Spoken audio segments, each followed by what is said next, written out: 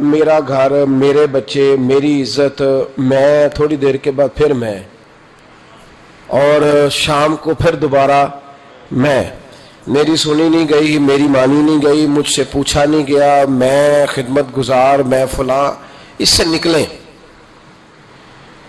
بس میرا گھر بن جائے، میرے بچے سیٹ ہو جائیں، میں ٹھیک ہو جاؤں، بھائی بھی جائے، بہن بھی جائے، پڑوسی بھی جائے، سب جائیں، میرا معاملہ بالکل مضبوط ہو جائے، مجھے کسی سے کیا لگے. یہ چھوٹی سی سوچ ہے، خود غرضی کی، خود غرضی کی سوچ ہے. یعنی اپنی ذات کے میرے رسول کریم علیہ السلام نے کیا خوبصورت بات ارشاد فرمائی. فرمایا من کان فی حاجت اخیہ کان اللہ فی حاجتہ. فرمایا جو اپنے بھائی کی ضرورت پوری کرنے میں لگ جائے گا نا، اللہ اس کی ضرورتیں پوری فرما دے گا. بہت موٹی سی بات ہے کہ تو اپنی سوچ تھوڑی کھلی کرنا یار، وسیع تھوڑا سا ذہن بنا. یہ حماقت ہے کہ انسان اس چکر میں الجھ جائے، اپنے آپ کو تھوڑا سا اخلاق کے بلند معیار پر لانے کی کوشش کریں، کسی کے لیے کوئی چیز قربان کریں. قرآن مجید کی جو آیت سورہ حشر کی آیت نمبر 9 کا کچھ حصہ میں نے پڑھا ہے، اللہ کریم نے صحابہ کی تعریف کی. فرمایا وَيُكْسِرُونَ عَلَىٰ أَنفُسِهِمْ، وہ دوسروں کے لیے قربانی دے دیتے ہیں، احصار کر دیتے ہیں، چیزیں دوسروں کو دے دیتے ہیں. اور لفظ یہ ہے وَلَوْ كَانَ بِهِمْ خَصَاصَةٌ، اگرچہ انہیں خود اس چیز کی بڑی زیادہ ضرورت بھی کیوں نہ ہو. یعنی ایسا نہیں ہے کہ 1 لاکھ ہے تو اس میں سے 10,000 دے دیتے ہیں، بلکہ 1 لاکھ ہے اور اس کی ضرورت بھی ہے، سویرے کسی کو دینا ہے. وَلَوْ كَانَ بِهِمْ خَصَاصَةٌ، انہیں حاجت ہے شدید. لیکن جب ان کے بھائی نے آ کے سوال کیا ہے تو انہوں نے اپنی حاجت نہیں دیکھی، اپنے بھائی کی ضرورت دیکھی ہے. یہ وہ اخلاق ہے جو قرآن پاک نے بیان فرمایا. یہاں ہم لوگ، ایک تاجر تو ہمارے خیر ایک بڑا غلط جملہ بولتے ہیں، میں تو ممبر پہ بیٹھ کے پورا جملہ بھی نہیں بول سکتا. ہمارے نوجوانوں کے اندر وہ جملہ عام ہوتا جا رہا ہے کہ میں تو گدھے کے لیے، میں تو کام کے لیے گدھے سے بھی دوستی کر لیتا ہوں. جو لفظ کہے جاتے ہیں وہ میں نہیں کہہ رہا، آپ کو سمجھ تو آ رہی ہے نا جی. یہ جملہ بولا جاتا ہے، یہ تو بڑے چھوٹے لوگ بات کرتے ہیں نا بھائی، بڑے چھوٹے لوگ. یہ کیا معیار ہوا کہ کام پڑ جائے تو گدھے سے بھی دوستی؟ میں پھر محتاط بات کر رہا ہوں، حالانکہ لوگ اس سے تھوڑا سا کرتے ہیں نا جی آگے بڑھ کے بات کہ میں کام پڑے تو میں نہیں. بھائی ہم نہیں گدھے سے دوستی کرتے، ہمیں تو جب کام بھی پڑے گا تو ہم پھر بھی کسی بندے سے یارانہ لگائیں گے. یہ کیا بات ہوئی کہ کچی باتیں کرنا چھوٹی. میں نے پہلے بھی آپ کو بتایا تھا کہ ایک دفعہ لوگوں نے مجبور کر کے نا تو علامہ اقبال کو الیکشن پہ کھڑا کر دیا. الیکشن لڑنا کوئی اتنی بری بات نہیں ہے، سیاست کا معنی تدبیر کرنا ہے. اور نبی پاک کا صحیح بخاری میں فرمان ہے کہ بنی اسرائیل کی سیاست ان کے نبی کرتے تھے. اب تو چونکہ لفظ میلا بڑا ہو گیا نا تو لوگ جو ہے وہ اس سے بچتے ہیں. جملہ اب غلط نہیں تھا، یہ بڑا خوب جملہ تھا. تو حضرت علامہ اقبال، میں لوگ کہتے ہیں میں اقبال کا فین ہوں، تو میں اقبال کا فین نہیں ہوں بھائی، میں تو ان کا عقیدت مند ہوں. فین تو بدلتے رہتے ہیں نا، تو عقیدتیں ذرا پکی ہوتی ہیں. میں اس کا عقیدت مند ہوں، اور لوگوں سے سن کے نہیں، میں اقبال کو پڑھ کے ان کا عقیدت مند ہوں. اور بس یہ میرا ذہن ہے کہ اقبال بڑا ہی اپدیشک ہے. یہ تو دل باتوں میں بھی مو لیتا ہے. کیا بات ہے اس شخص کی. تو یہ لاہور میں نا لوگوں نے مجبور کیا کہ آپ کہتے ہیں پاکستان بننا ہے تو پھر مسلم لیگ کے الیکشن پہ، ٹکٹ پہ آپ الیکشن لڑے. اب ہر بات یہ ہمیں وضاحت کرنی پڑتی ہے، یہ والی مسلم لیگ نہیں جو اس وقت مسلم لیگ تھی. اب یہاں کوئی جملہ کہہ دے تو پکڑا جاتا ہے نا فٹافٹ. تو وہ والی مسلم لیگ جس کا مقابلہ کانگریس کے تھا، ہندوؤں کے ساتھ تھا، تو الیکشن لڑے. مولانا محمد بخش مسلم رحمت اللہ علیہ لکھتے ہیں کہ اقبال نے نا لاہور کے ایک حلقے سے کاغذات جمع کرائے تو کانگریس والوں نے اقبال کے، کوئی بھی برادری چھوٹی نہیں ہوتی، پر ہندو اپنی برادری میں جس کو چوڑا کہتے تھے نا، اس کو اقبال کے مقابلے میں الیکشن پہ کھڑا کر دیا. اقبال نے آج کاغذ جمع کرائے تو اگلے دن وہ بندہ جمع کرا کے آئے تو تیسرے دن علامہ اقبال کاغذ واپس لے آئے. کہا یہ کیا بات ہوئی؟ تو کہنے لگے یار دشمن بھی تو کوئی پائے کا ہونا چاہیے نا. اب مطلب کس سے مقابلہ کرو؟ اس بندے کے ساتھ الیکشن لڑوں؟ میرا کوئی معیار تو نہیں نا کہ میں اس کے مقابلے میں الیکشن لڑوں. لوگوں نے بڑا مجبور کیا کہ اقبال وہ ہندو پراپوگنڈا کر رہے ہیں، کانگریس شور کر رہی ہے کہ اقبال ڈر گیا، کہنے لگے جی میں بالکل ڈر گیا ہوں. مطلب بندہ بھی تو کوئی کام کا ہونا چاہیے نا، دشمن بھی تو کوئی چج کا ہونا کہ بندہ اس کا مقابلہ کرے. یہ ہمارے کئی سنگی لے آتے کہتے ہیں یہ کلپ سنیں جی فلانا بندہ اعتراض کر رہا ہے فلان دین کی بات پر. تو میں نے کہا ہر ایک کا ہم جواب دیں گے؟ ہر ایک کا کوئی بندہ معیاری ہونا، کوئی ٹھوس بات کرے، کوئی دلیل ہو، اس کا جواب دیں گے. اس کا جواب دے کے تو اسے اہم کرنے والی بات ہے، یہ تو اہم ہو جائے گا اگر اس کا جواب دیا. تو ہم اسے اہم نہیں کرنا چاہتے، معیاری ہونا چاہیے انسان کو. اتنی کمزور. وہ محمود غزنوی کے زمانے میں نا ایک چھوٹے سے آدمی نے اٹھ کے، جس کے ایک چھوٹی سی ریاست کا وہ سربراہ تھا، تو اس نے اٹھ کے کہا کہ میں نے محمود غزنوی سے لڑائی کرنی ہے. تو محمود کا نا ایک وزیر پیغام لے کے آیا کہ وہ فلانے چھوٹی سی ریاست ہے ہندوؤں کی، وہ کہتا ہے محمود غزنوی سے جنگ کرنی ہے. سمجھ آ رہی ہے نا میری بات کی آپ حضرت؟ تو وہ آپ تیاری کر لیں. تو محمود کہنے لگا میرا دل کرتا ہے کہ تجھے باندھ کے نا اندر تو کوڑے ماروں. اب میں اس پاگل سے جنگ کروں گا؟ محمود کا مقابلہ کرنا ہے تو ہندو کو تگڑا بندہ لے کے آئے، کوئی معیاری آدمی لائے، معیاری، اس کا کوئی معیار ہو، کوئی سٹیٹس ہو. یعنی اتنی چھوٹی بات کرنا کہ میں تو دوستی کر لیتا ہوں گدھے سے بھی مجھے کام پڑ جائے.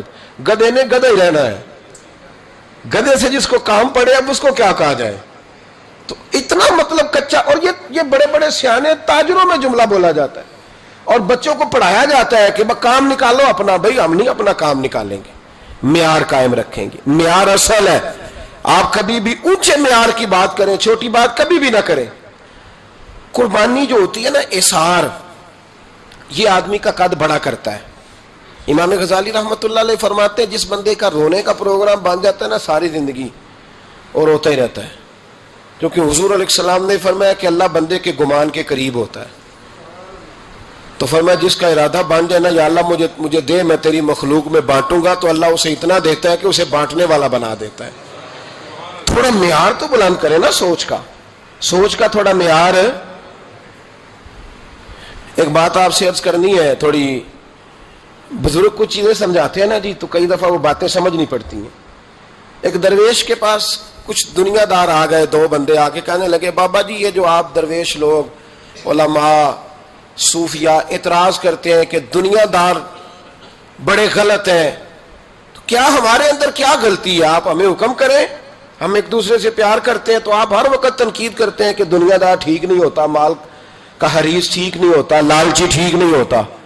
آپ بتائیں کیا مسئلہ ہے؟ درویش بھی تو دنیا داری کرتے ہیں نا، روٹی کھاتے ہیں، اچھے کپڑے پہنتے ہیں، تو ہم کرتے ہیں تو دنیا دار، اور تم کرو تو. سمجھ آ رہی ہے کہ نہیں آپ حضرات کو؟ اللہ تعالیٰ آپ کو جزائے خیر عطا فرمائے. ادھر دیکھیں ذرا، زیادہ غور کریں میری بات. تنقید کی، دو تاجر دنیا دار آئے، تنقید کری. کہا جناب یہ کیا بات ہوئی کہ آپ بھی روٹی کھاتے ہیں ہم بھی کھاتے ہیں، آپ بھی کپڑے پہنتے ہیں ہم بھی پہنتے ہیں، تو ہم کریں تو دنیا دار اور آپ کریں تو دین دار. تو حضرت صاحب فرمانے لگے چلو تجربہ نہ کرا دے تھوڑا سا. میں کہا جناب کرا دو. یہ کچھ زیادہ سیانے بندوں کو جب تک تجربہ نہ ہو تو انہیں بات سمجھ میں بھی نہیں آتی. گفتگو سے نہیں سمجھتے، تجربات سے سمجھتے. پر میں تجربہ کرا دے کہ حضور کرا دے. تو حضرت صاحب نے نا ان کے ہاتھ باندھ دیے یہاں سے، لکڑی کے ساتھ نہیں، بازو ٹوٹ جائے تو باندھا کرتے ہیں، تو یہ جوڑ باندھ دیا. آپ کو پتا ہے کھانا کھانے کے لیے یہ جوڑ نہ ہو تو روٹی کھائی نہیں جا سکتی. اللہ تبارک و تعالیٰ نے انسان کی سہولت کے لیے اسے بڑا ہی خوبصورت پیدا فرمایا ہے. تو یہاں نا باندھ دی پھٹیاں ان کو، دونوں دنیا داروں کو. تو فرمایا جی روٹی کھائیں، آپ کا امتحان ہونے لگا ہے. میں کہا یہ کون سا مسئلہ ہے؟ یوں کر کے سالن کے ساتھ لگاتے اور یوں اوپر کر کے نا منہ میں پھینکتے روٹی. روٹی تو کھا لی پر کپڑے سارے بھر گئے، منہ بھی بھر گیا. حضرت فرمانے لگے جاؤ اندر سے دو درویشوں کو بھی بلاؤ. ان دو درویشوں کو بھی بلایا جو تربیت لینے آتے تھے، سالک تھے، حضرت ان کی تربیت فرما رہے تھے. ان کو بلایا، ان کے ہاتھوں کے ساتھ بھی اسی طرح پھٹیاں باندھ دی. آپ میری طرف توجہ رکھیں. ان کے ہاتھوں کے ساتھ بھی نا اسی طرح پھٹیاں باندھ دی اور فرمایا بھئی یہ سالن ہے شوربے والا، روٹی کھا لو. انہوں نے کہا حضور کھا لیتے ہیں. فرمایا بندے ہاتھوں سے کھانی ہے. کہا حضور کوئی مسئلہ ہی نہیں. دو بندے جب سامنے بٹھائے نا، وہ درویش تھے، انہوں نے کیا کیا کہ ایک دوسرے کے منہ میں لقمے ڈالنے شروع کر دیے. انہوں نے نا ایک دوسرے کے منہ میں روٹی کے لقمے ڈالنے شروع کر دیے. اس کا بھی پیٹ بھر گیا اور اس کا بھی پیٹ بھر گیا. تو حضرت فرمانے لگے یہ درویش اور دنیا دار کے کھانے کا طریقہ ہے. پیٹ ہمارا بھی بھر گیا ہے پر کپڑے بھی بچ گئے ہیں. پیٹ تمہارا بھی بھرا ہے پر کپڑے بچے کپڑے بچے بے قدرہ کچھ قدر نہ جاتی کیتی خوب تسلی ہوں اے دنیا دار پجاری زر دے کتیاں دے گل ٹلی. حضور علیہ السلام نے فرمایا کہ دنیا مردار ہے اور طلب کرنے والا کتا ہے. اتنے سخت لفظ بیان کیے. روٹی تو کھا ہی لی ہے ان دونوں نے بھی, لیکن تھوڑا سا نا اپنی ذات سے اٹھ کر سوچا ہے کہ کوئی حرج نہیں, دوسرے کے منہ میں لقمہ ڈالیں گے تو اللہ فضل فرمائے گا. ایک دوسرے کے منہ میں ڈالتے رہے تو روٹی بھی کھا لی اور کپڑے بھی. روٹی تم نے بھی کھائی ہے پر تمہارے کپڑے بچے. آج بڑی دنیا روٹی کھاتی ہے پر کپڑے بچتے. کبھی کوئی دھبا لگتا ہے, کبھی کوئی دھبا لگتا ہے, کبھی حرام کا, کبھی نجائز کا, کبھی چوری کا, کبھی ڈکیتی کا. روٹی کھاؤ پر دھبے تو نہ لگاؤ. دامان توکل کی یہ خوبی ہے کہ اس پر پیوند لگے ہوتے پر دھبے نہیں ہوتے. بھائی جب آپ دوسرے کے منہ میں لقمہ ڈالنے کا پروگرام بناتے ہیں تو پیٹ تو اللہ بھاری دیتا ہے پر پھر اللہ آپ کے کپڑوں کو بڑی سفیدی عطا کرتا ہے, روشنی ملتی ہے. مزاج نہیں رہ گیا دوسرے کے منہ میں لقمہ ڈالنے کا. اب تو ایسی ہوا چلی ہے کہ ہر شخص سوچتا ہے تمام شہر جلے بس ایک میرا گھر نہ جلے.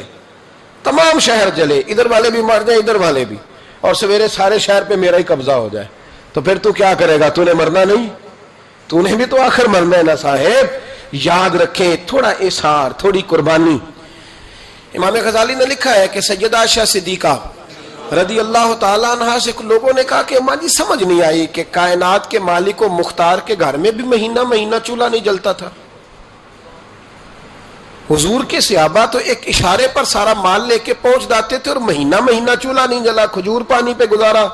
جناب عائشہ فرمانے لگی یہ مسئلہ نہیں تھا کہ آتا کچھ نہیں تھا, مسئلہ یہ تھا کہ جو آتا تھا نا شام سے پہلے پہلے میرے نبی کریم بانٹ دیا کرتے. ہمارے اثار کرنے کی وجہ سے غربت تھی, اثار کی وجہ سے, قربانی دینے کی وجہ سے, دوسروں کا بھلا سوچنے کی وجہ سے, دوسروں کا معیار. حضرت خواجہ نظام الدین محبوب الہی رحمت اللہ تعالی علیہ کے مریدوں میں نا بہت بڑا نام ہے حضرت امیر خسرو کا. سنا آپ نے ماشاءاللہ؟ چلو اللہ کرے, دعا دیتا ہوں اللہ کرے آپ درویشوں کے نام یاد رکھنے شروع کریں. آمین تو کہہ دیں. آپ کہتے ہیں سنا ہی نہیں, ہاں ہی نہیں کرتے, اللہ جانتا ہے. نام سنا ہے نا حضرت امیر خسرو کا. اتنا بڑا شخص ہے, اتنا بڑا شخص.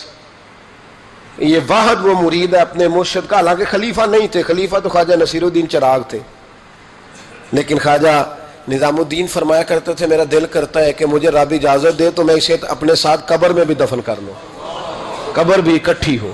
ایسا معیار تھا. بس ہوتے ہیں نا کچھ لوگ مثل تعویذ ہوتے ہیں کچھ لوگ, وہ جب بھی ملتے ہیں شفا ہوتی ہے. ہوتے اب کیا کیا جائے, کچھ لوگوں کی ادائیں ہوتی ہیں, وہ بڑا کچھ نچھاور کرتے ہیں.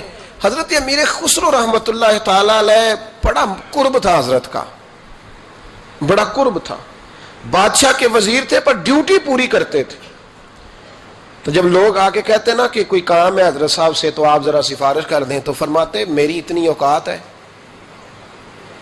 میری اوقات ہی نہیں میں اور ان کے سامنے بات کروں. جاؤ وہ خواجہ نصیر الدین چراغ دہلوی بیٹھے ہیں, ان سے کہو وہ بات کریں, وہ فلاں بزرگ بیٹھے ہیں. ساری زندگی اپنی نفی کرتے رہے. کسی جگہ بھی یہ معیار نہیں بنایا کہ میں بھی ہوں, میرا بھی کوئی ذکر ہے. حضرت امیر خسرو رحمت اللہ علیہ سے کسی شخص نے ایک دفعہ پوچھا کہ حضور میرا مطلب ہے کہ انسان بات کر ہی لیتا ہے نا, نبی کریم بھی تو اللہ سے بات کریں گے نا اپنی امت کے لیے, تو جائز سفارش کو منع تھوڑی ہے, تو بات کر لینی چاہیے. اگر کوئی جائز ہو تو کیوں نہیں کرتے آپ؟ تو حضرت امیر خسرو فرمانے لگے کہ بات کرنا نا یہ خود پسندی ہے, یہ معیار ہے کہ میرا کوئی سٹیٹس ہے, تو میں چاہتا ہوں کہ میں یہاں سٹیٹس بھی دوسروں کا بناؤں, اپنا نہ بناؤں. میرا دل کرتا ہے کہ نصیر الدین چراغ دہلوی آگے لگ جائیں, میرا دل کرتا ہے کہ وہ فلانا درویش آگے, میرا دل کرتا ہے. جب یہ بات خواجہ نظام الدین صاحب تک پہنچی تو فرمایا اب تمہیں سمجھ آئی ہے, جو دوسروں کا معیار بناتے رہتے ہیں ان کا معیار خود بخود بن جایا کرتا ہے. جو دوسروں کا قد اونچا کرتے رہتے ہیں ان کا قد اللہ خود بخود اونچا کرتا ہے. میرے بھائی تھوڑا سا نا اٹھ کے سوچیں, ذات سے اٹھ کے سوچیں. مطلب جس کو اللہ دولت دے دے اس کے بارے میں ہمارا رویہ یہ ہے کہ کوئی بینک لوٹا اس نے نہ کوئی کہیں نہ کوئی ہاتھ اس نے کھڑا کیا ہے. میں رات ایک اجتماع میں تھا تو وہاں ایک صاحب کہنے لگے جی کچھ بندے جی سیاست کر کے آگے آ گئے, یہ انہوں نے کام کیا ہے تو وہ آگے آ گئے. تو میں نے کہا تجھے اگر اتنا پتا تھا نا کہ یہ کام کر کے بندہ آگے آ جاتا ہے تو بعض تو نے بھی نہیں آنا تھا. اگر تجھے سارا ہی پتا نا کہ اس طرح وہ آگے گیا ہے تو کرنا تو بھی تھوڑی سی مہربانی. ہم کیوں نہیں مان لیتے کہ رب جب چاہتا ہے جس کو چاہتا ہے عطا فرماتا ہے؟ اس بات پہ کیوں نہیں آتے؟ یہ چکر اس کو اللہ نے دولت دے دی تو کیسے دے دی بھائی؟ تجھ سے پوچھ کے دینی تھی.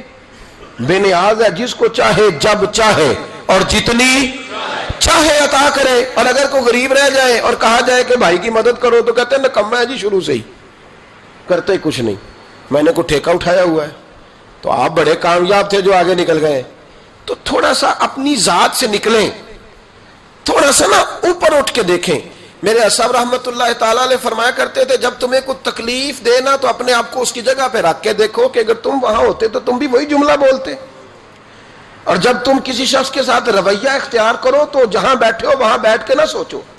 جہاں سامنے والا بیٹھا ہے وہاں اپنے آپ کو بٹھا کے. مجھے بات یاد آ گئی، خواجہ نظام الدین محبوب الہی رحمت اللہ علیہ نا پانی پینے جایا کرتے تھے. جمنا کا پانی بڑا میٹھا اور ٹھنڈا تھا تو دریائے جمنا سے دور دور سے لوگ پانی لینے آتے تھے.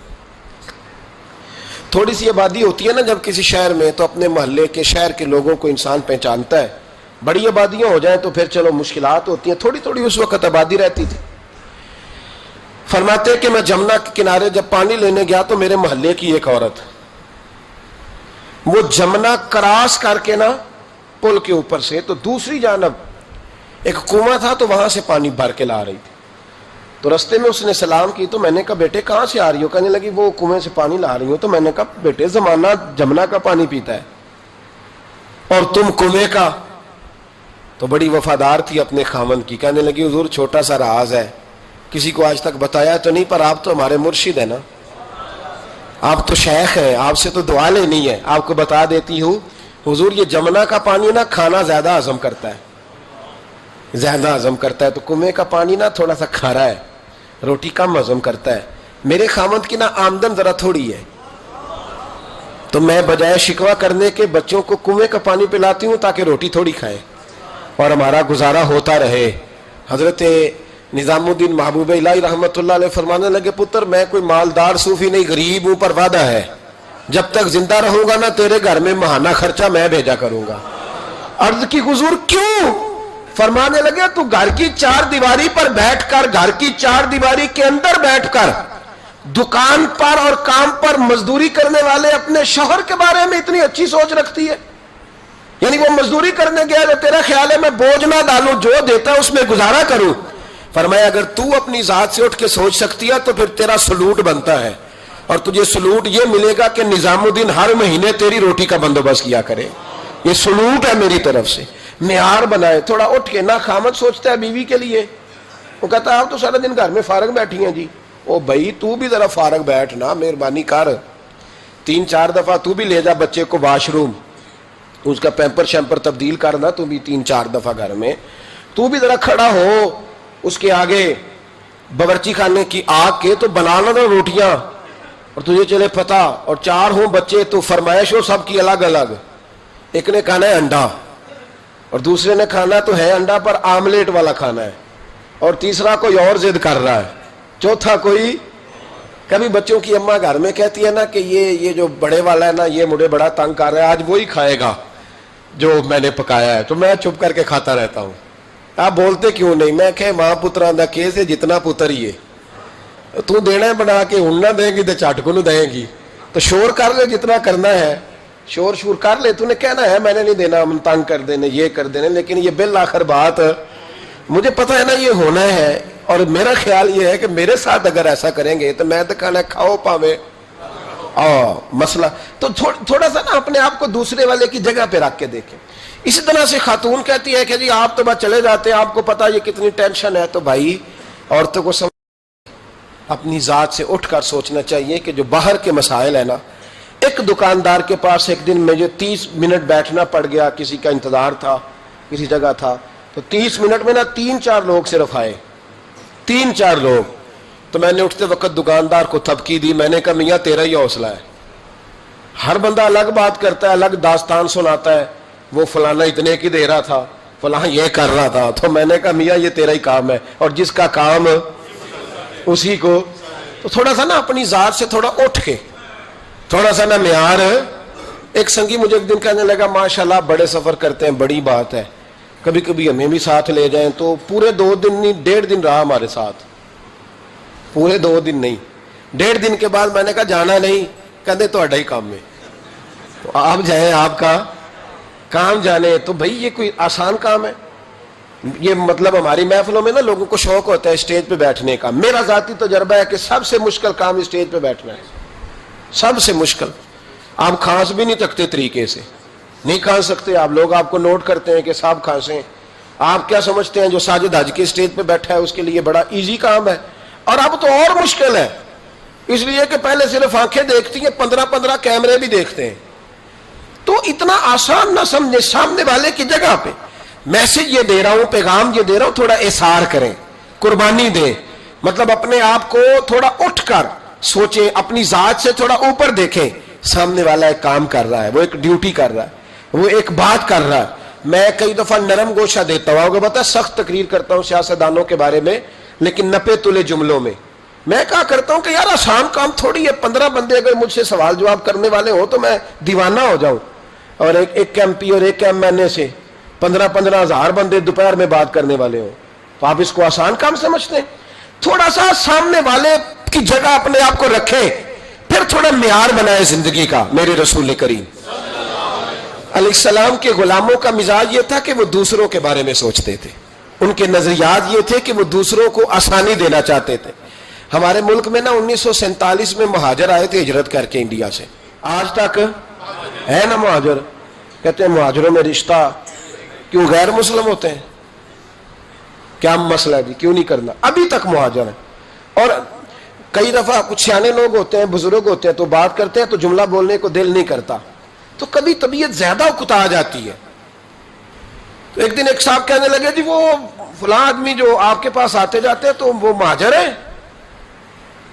میں نے کہا جی پاکستان تو 47 میں بن گیا تھا, اب آپ بتا دیں انہوں نے کتنا عرصہ اور مہاجر رہنا ہے. مطلب مہاجر تو اس کو کہتے ہیں جو آیا ہے تھوڑی دیر کے بعد چلا جائے گا, تو ان کا پروگرام کوئی نہیں, اب انہوں نے ادھر ہی رہنا ہے. مہربانی کریں کوئی تھوڑا سا نام. اور پھر چونکہ ہم نے یہ تھوڑی سی زیادتی کی تو لوگوں نے اس پہ سیاست کی, کو پتہ ہے کتنی خوفناک سیاست ہوئی اس لفظ پر. تو اگر ہم تھوڑا سا رویہ بدلتے, اپنے آپ سے تھوڑا اٹھ کے سوچتے, تو پھر ایک معیار بنتا تھا. میرے رسول کائنات علیہ السلام کے غلام جب مکے سے ہجرت کر کے مدینے آئے تو انصار مدینہ نے رسیاں رکھ کے جائیدادیں بانٹی, یعنی رسیاں رکھ کے جائیدادیں بانٹ دی, پھیتے لگا کے بانٹی کہ آدھی تیری ہے اور آدھی میری ہے. رشتہ داریاں کی, گھروں سے رشتے دیے, تعلقات بنائے. اور کبھی کبھی کچھ چیزیں پڑھتے ہیں تو وہ نا کمال ہو جاتی ہے, روح پرواز کرتی. جب بنو قریظہ اور بنو نذیر کے علاقے فتح ہوئے تو بہت سارا مال آیا. میرے نبی کریم صلی اللہ تعالی علیہ وسلم کا ارادہ بنا کہ یہ جو مال آیا ہے نا, یہ مال اب دے دیتے ہیں آنے والے مہاجرین کو, اور مہاجرین سے یہ کہتے ہیں کہ وہ جو مال انہیں انصار نے دیا واپس کر دیں.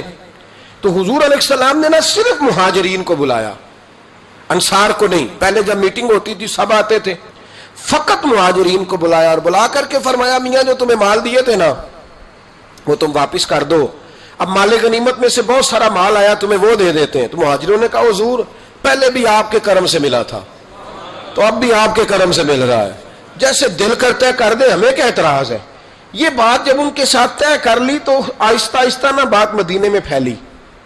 انصار کو پتا چلا, انصار مدینہ جمع ہو کے دروازہ رسول پہ آئے.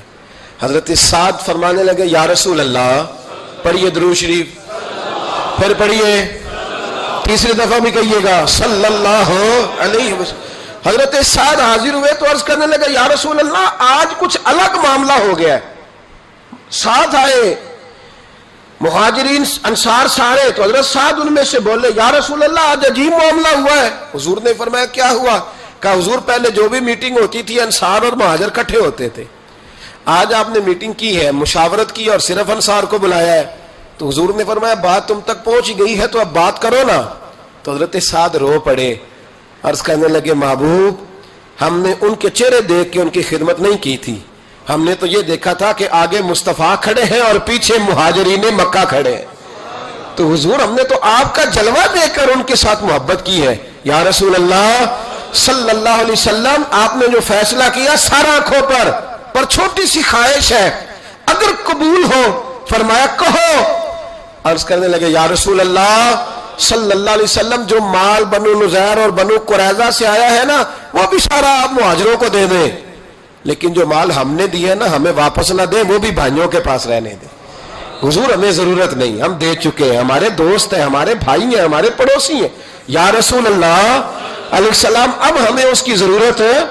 اور ہمارے تو بھائی تقسیم ہو جاتی ہے, معاملات طے ہو جاتے ہیں. 50 سالوں کے بعد پھر جناب ہوش آ جاتی ہے کہ وہ جی تقسیم ٹھیک نہیں ہوئی تھی. خدا کا خوف کرو, تقسیم تو ہو چکی ہے کہ چھوٹی سی قبر میں جانا ہے, معاملہ تو طے ہو چکا ہے. یعنی 50 سالوں کے بعد پھر سے کیس لوگ کر دیتے ہیں, پھر سے تکلیف دیتے ہیں, تکلیف میں رہتے ہیں, اذیت دیتے ہیں, کہانیاں بنتی ہیں, غیبتیں ہوتی ہیں. چھوٹے سے مال کے لیے تھوڑا سا نکلے اپنے آپ سے, تھوڑا اپنے قد سے اونچا ہو کر سوچنے کا معیار بنائیں, بڑی سوچ پیدا کریں, بڑی سوچ. اقبال سے کسی نے کہا کہ ہم پہلے تو ان کا بھی نظریہ کچھ اور تھا, بعد میں جب وہ بڑی سوچ کے مالک ہوئے تو کسی نے ان سے کہا کہ یہ ہندوستان ہمارا وطن ہے تو ہمیں کیا لگے فلسطین کے مسلمانوں کے بارے میں. تو اقبال کہنے لگے چپ کر, یہ تو نے کیا کہا. کہنے لگے بازو تیرا توحید کی قوت سے قوی ہے, اسلام تیرا دیش ہے. انڈیا پاکستان بنگلہ دیش نہیں, اسلام ہے. بولیے اسلام تیرا, کیوں کہ تو مصطفی ہے, اس لیے کہ تو نبی پاک والا ہے. بازو تیرا توحید کی قوت سے قوی ہے, اسلام تیرا دیش ہے, تو مصطفی ہے, تو حضور والا ہے. لہذا تو چھوٹی بات کرتا ہے. اپنے قد سے اونچا اٹھ کے پھر بڑا مزہ آتا ہے, پھر زندگی جینے کا ذائقہ نصیب ہوتا ہے. یہ جو درویش تھے نا, درویش اللہ والے, جتنوں کی زندگی میں نے اب تک پڑھی ہے, اتنے مخلص ہو کر دین کا کام کرنے والوں کو میں نے دیکھا ہے نا, ان کی ذاتی زندگی پریشانیوں میں گزرتی. اس لیے کہ جب آپ کے ذمہ ملی خدمت ہوتی ہے نا, قومی, تو پھر ذات بڑی دور رہ جاتی ہے. پھر بڑی, ہمارے لوگ ایک لفظ بولتے ہیں کہ فلاں آدمی اب پبلک پراپرٹی بن گیا ہے, وہ تو اب قوم کا آدمی ہے. ملی زندگی تھوڑی مشکل, اور ہمارے بزرگوں نے ایسی ایسی قربانیاں دی ہیں, ایسی ایسی قربانیاں, دین کے چمن میں بہار ہے نا آج, ایسی ایسی قربانیاں ہیں کہ کبھی ہم وہ چیزیں دیکھتے ہیں نا تو سوچتے ہیں کہ یار یہ انسان تھے یا زمین پہ چلنے والے فرشتے تھے. اس طرح بھی کو کرتا ہے. شیخ شرف الدین رحمت اللہ علیہ درویش تھے دلی کے, بہت سارے لوگ مرید تھے. ایک بڑا خدمت گزار مرید تھا, مزدوری کرتا تھا, غریب تھا, تو 6 بیٹیاں تھیں اس کی.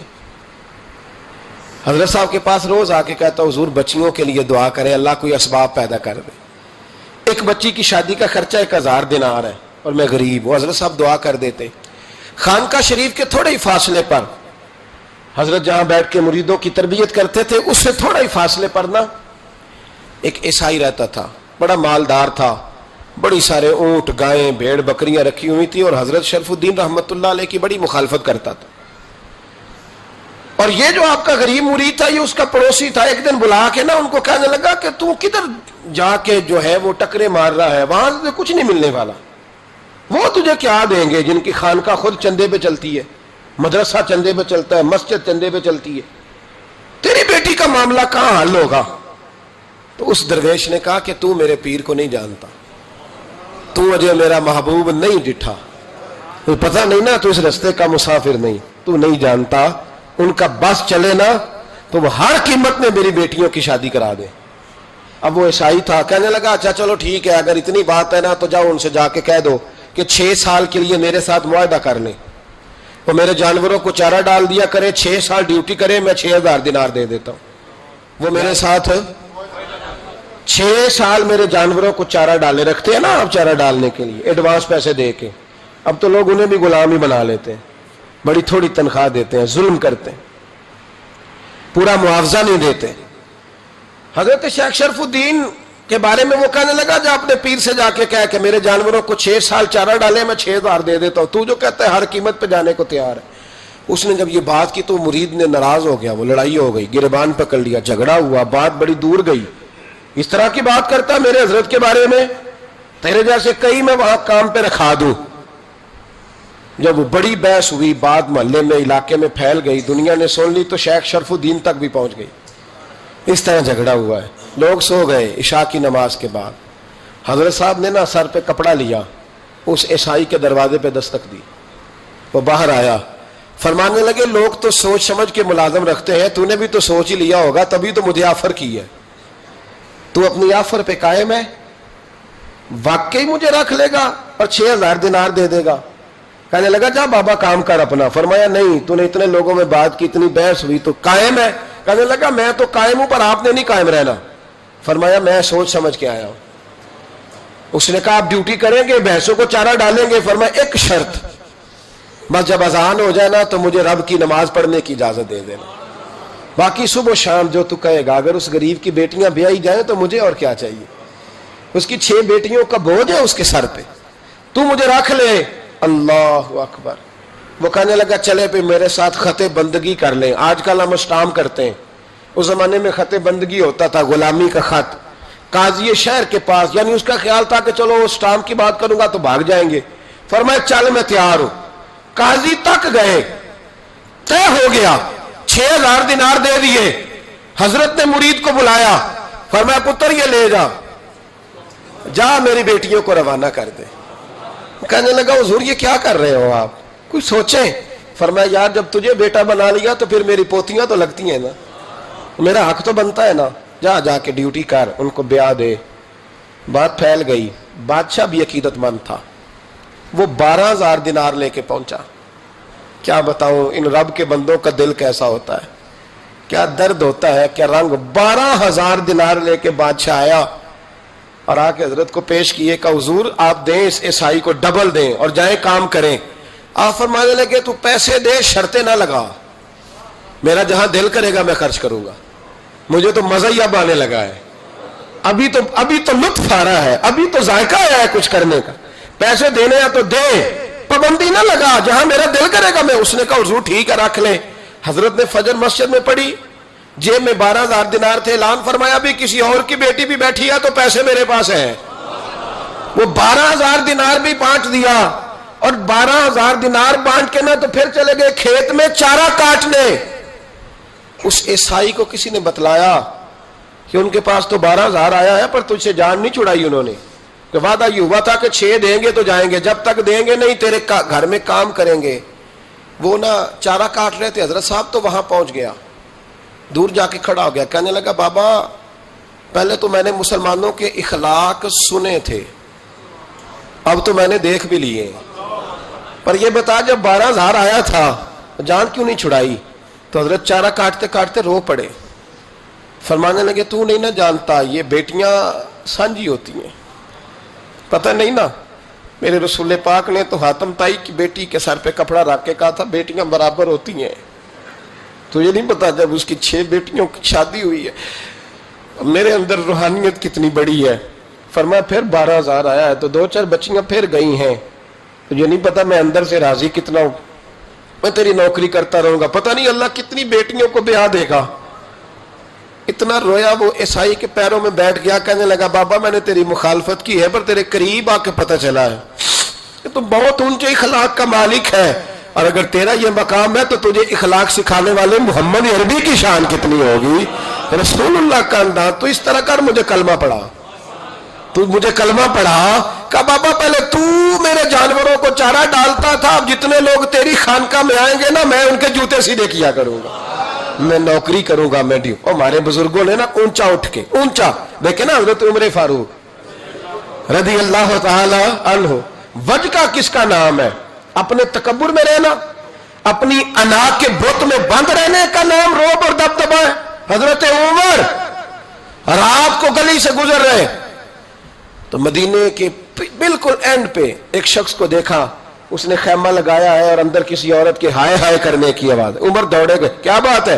کہنے لگا بڑی دور سے امیر المومنین کو ملنے آیا اور رات ہو گئی تھی تو یہاں بیٹھ گیا ہوں، سویرے جاؤں گا، معاملہ کیا ہے؟ ہائے ہائے کیا ہے؟ کہنے لگا میری بیوی کے پیٹ میں بچہ ہے، شاید ولادت کا وقت آ گیا ہے۔ جناب عمر رضی اللہ تعالیٰ عنہ کہنے لگے روتے کہ حضور پردیس ہے، اس کے پاس عورت کوئی نہیں۔ حضرت عمر کے چہرے پہ نقاب ہے، دوڑے گئے، اپنے گھر کے دروازے پر کھڑے ہو کے اپنی زوجہ حضرت ام کلثوم کو کہنے لگے ام کلثوم یہ خاتون اول ہے، یہ صرف ادھر نہیں جائے گی ساتھ کہ اب انٹرنیشنل دورہ ہے، ورلڈ ٹور ہے تو ساتھ جائے گی، کہا خاتون اول ام کلثوم۔ جی حضور۔ فرمایا کوئی نیکی کمانے کا پروگرام ہے؟ تو کہا جناب میرا ہر وقت ہی پروگرام ہوتا ہے، آپ حکم کریں۔ کہنے لگے ولادت کے وقت عورت کو جن چیزوں کی ضرورت ہوتی ہے ذرا ساتھ لے لو، چنے لے لیے، گڑ لے لیا، گھی لے لیا، پتیلی لے لی، گلاس لے لیا، برتن لے لیے۔ حضرت عمر نے گھوڑے پہ بٹھایا، اب کرنا کیا ہے؟ تو وہ کہنے لگی آپ یہاں نا آگ جلائیں امیر المومنین، تو آپ نہ چنے اور گڑ ڈالیں، اور ایک چیز جو ولادت کے وقت پکائی جاتی ہے وہ پکائیں، میں اندر جاتی ہوں۔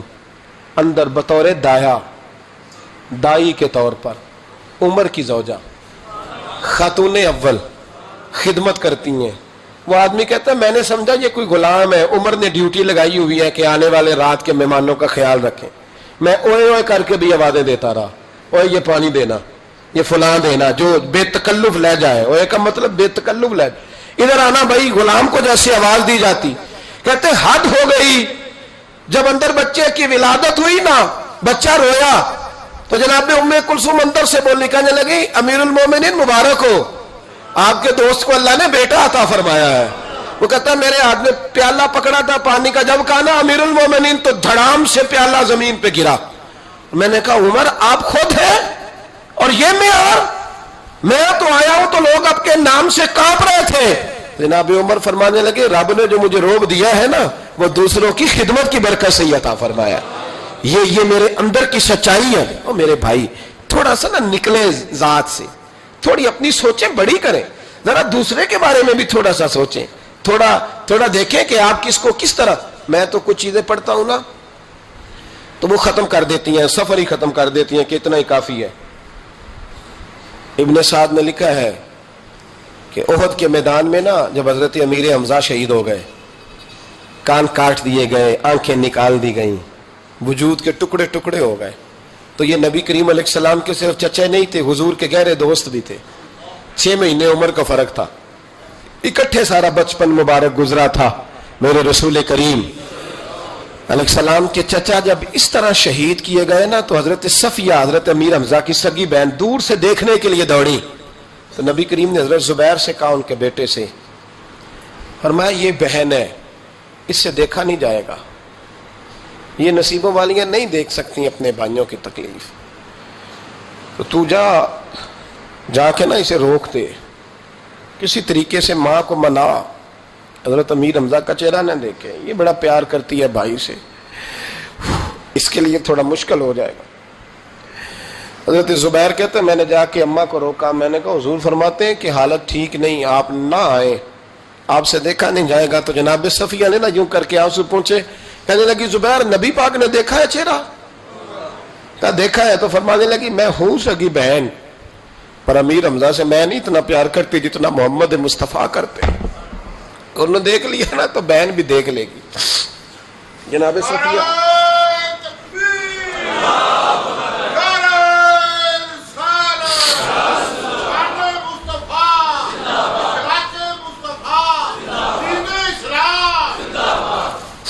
حضرت جناب صفیہ رضی اللہ تعالیٰ عنہ قریب آئیں، چہرہ دیکھا، کھول کے روئیں۔ بڑی غربت تھی اسلام پر، بڑی غربت تھی، کفن کے لیے بھی کپڑا موجود نہیں تھا، کفن کے لیے۔ جناب صفیہ واپس گئی خیمے میں تو 2 چادریں لائیں، حضور کی بارگاہ میں عرض کرنے لگی کہ میرے بھائی کا نا وجود کٹ گیا ہے، 2 چادروں میں کفن دینا، ایک ذرا نیچے بچانا، ایک ذرا اوپر ڈالنا، 2 چادروں میں۔ اللہ کے محبوب کفن دینے لگے تو حضرت سہیل ایک صحابی تھے، وہ بھی ساتھ، ان کا بھی وجود کٹا ہوا تھا، تو محبوب نہ واپس آ گئے۔ جناب صفیہ کہنے لگی کیا ہوا؟ کہ میرا حوصلہ نہیں پڑتا کہ چچا کو کفن دے دوں اور دوسرا غریب ایسے ہی پڑا رہے، یہاں نفسا نفسی پڑی نہیں، کون اٹھ کے سوچتا اتنا ذات سے اوپر کا چچا کو کفن دے دوں اور وہ پڑا رہے۔ حضرت صفیہ کہنے لگی اجازت ہے، ایک چادر ان کو دے دیں، ایک میرے بھائی کو دے دیں۔ نبی کریم علیہ السلام نے چادریں کھولی تو ایک لمبی تھی ایک چھوٹی تھی۔ کہ صفیہ اب میں کیا کروں؟ یعنی وہاں جب میت پڑی ہے، جنازہ پڑا ہے، شہادت ہو گئی ہے، وہاں بھی قربانی کا یہ جذبہ، اب میں کیا کروں؟ اب کیا ہوا؟ فرمایا اگر میں بڑی چادر چچا کو دوں تو یہ بھی میرا دل نہیں کرتا کہ میں ان کو بڑی دے دوں اور دوسرے غریب کو چھوٹی دے دوں، اب کیا کریں؟ تو حضرت زبیر بن عوام کہنے لگے مجھے آپ دونوں کا پتہ ہے، اگر آپ کہیں تو میں قرآن اندازی کر دوں۔ یعنی اس وقت جب آنسو بہ رہے ہیں، تڑپ ہے، پھر بھی اتنا حوصلہ نہیں کہ اپنے چچا کو اپنے بھائی کو تو ڈھانپ دیا جائے اور دوسرے کی میت پڑی رہے. یہ وہ اخلاق ہے جو محمد عربی نے ہمیں سکھایا ہے, یہ رسول رحمت نے سکھایا ہے, امام الانبیاء نے سکھایا ہے, حبیب کبریاء علیہ السلام نے سکھایا ہے. قرآن دازی کی گئی تو بڑی چادر حضرت سہیل کے نام نکل آئی, چھوٹی حضرت امیر حمزہ کے نام نکلی. میرے رسول کریم نے جب چادر ان کے اوپر رکھی نا, سر ڈھانپتے تو پیر ننگے ہو جاتے, پیر ڈھانپتے تو سر ننگا ہو جاتا. محبوب نے نگاہ اٹھا کے آسمان کی طرف دیکھا تو فرمایا جلدی سے قبر میں رکھ کے قبر بند کرو, مجھے پیغام آیا ہے کہ آپ نہ سر ڈھانپ دے, پیروں پہ گھاس ڈال دیں, قبر بند ہوگی تو اللہ میرے چچا کو جنت کا لباس عطا فرما دے. ڈھانپ دے جلدی سے. بھائیو, یہ قربانی, یہ ذات اتنا بڑا درجہ ہے, اتنا بڑا, اپنی ذات سے نکل کر سوچنا کہ بخاری میں جب ہم وہ حدیث پڑھتے ہیں نا تو دل عجیب اس روحانیت محسوس کرتا ہے. حضرت عمر کو جب زخم لگا نا تو خون بڑا بہ گیا, سمجھ آ گئی کہ عمر بچیں گے نہیں. تو حضرت عمر نے بیٹے کو بلایا, فرمایا بیٹا آخری وقت ہے میرا, جناب عائشہ صدیقہ کے پاس جاؤ. گنبد خضرا میں نا 3 قبروں کی جگہ ہے, ایک میں حضور آرام فرما, ایک میں جناب ابو بکر صدیق.